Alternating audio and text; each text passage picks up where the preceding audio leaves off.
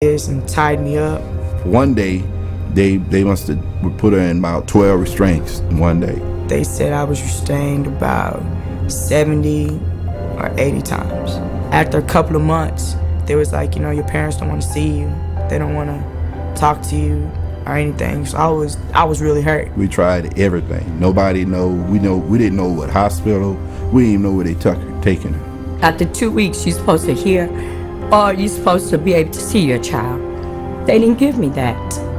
I didn't see Alea till 6 months later. But I was a good child. I didn't deserve for that. And it messed up a lot of things. To this day, I still wish that I could just go back and be like, man, you know what, I'm not even gonna take the test. I would always tell every parent I see, and they was asking me, don't do the team screening, because it will mess up your family. Psychiatric screening programs such as these are fast on the rise. Teen Screen alone is currently screening hundreds of thousands of school children in over 500 American schools in 43 states. Has nothing to do with helping kids, has nothing to do with mental health, has nothing to do with medicine.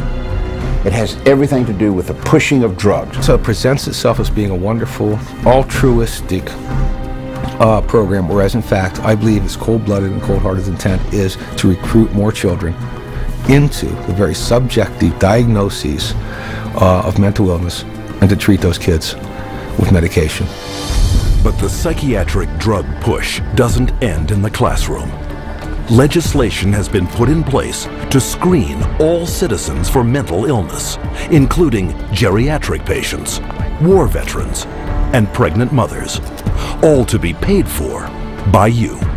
Psychiatrists benefit from both ends, from the pharmaceutical end for being paid to write the prescription, and then from the patient for being there to receive the prescription. It's an industry that cannot allow the human condition to go unmedicated, and I think this is where the problem begins. If everybody considers themselves to be sick in some way or more than one way, and that the only control, the only hope for their happiness is to be on pills for the rest of their lives, that's the goal. The pharmaceuticals and the psychiatric community are in a cleanup, and that's what it's all about. It has nothing to do with helping our kids or, you know, their mental health. It's all about money. Today, drug companies spend over $5.3 billion a year marketing prescription drugs, almost 9 times more than a decade earlier. The result? Worldwide sales of psychotropic drugs have soared to $80 billion. And all while psychiatrists willfully ignore the vast human tragedy they are creating.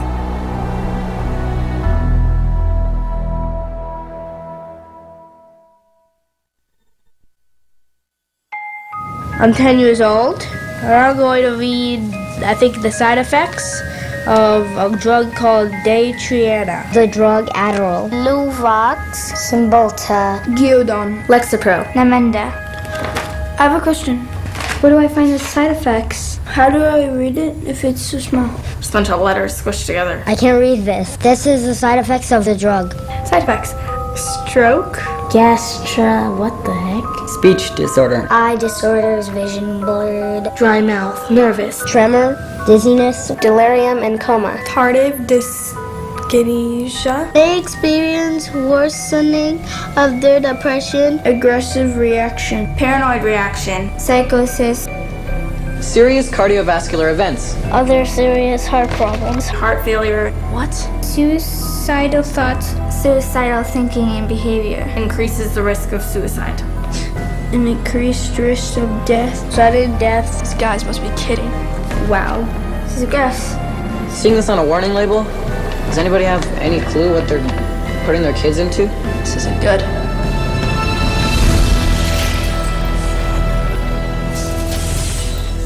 No drug has side effects. They're all effects.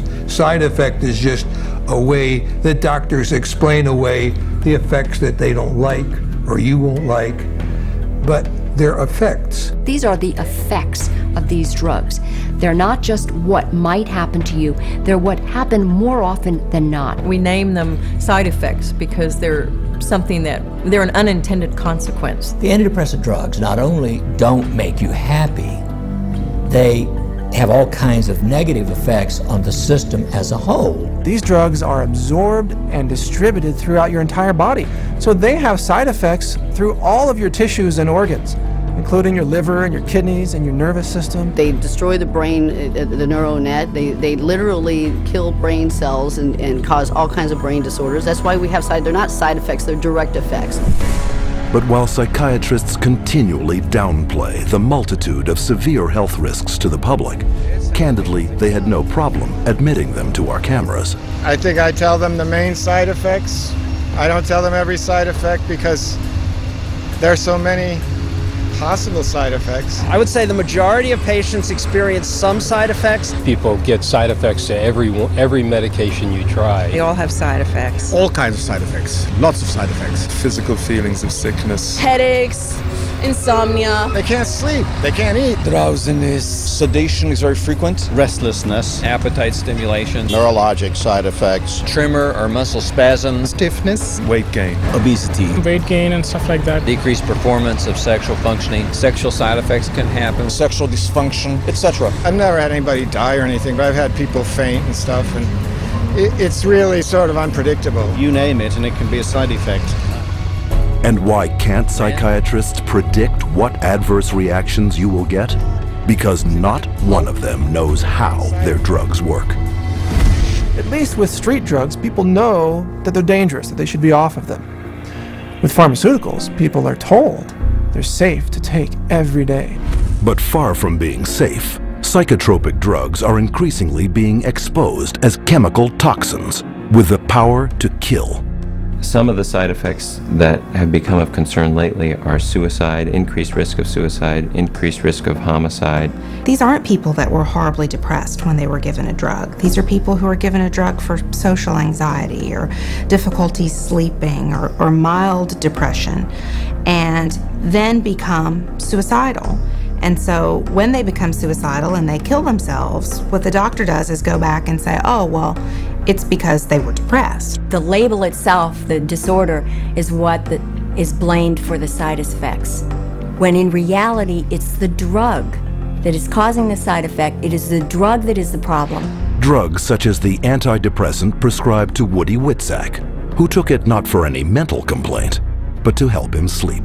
My husband and I, Tim, his nickname Woody, we were married just 2 months shy of 10 years, so we've had a long life together. And Woody was a guy who was healthy. He was a big runner. He's never had a history of depression or any other so-called mental illness.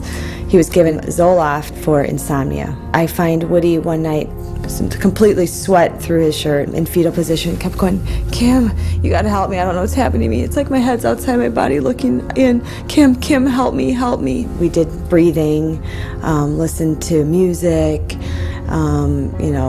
prayed, anything to calm him down from this head outside his body feeling. And a week later, he was found dead hanging.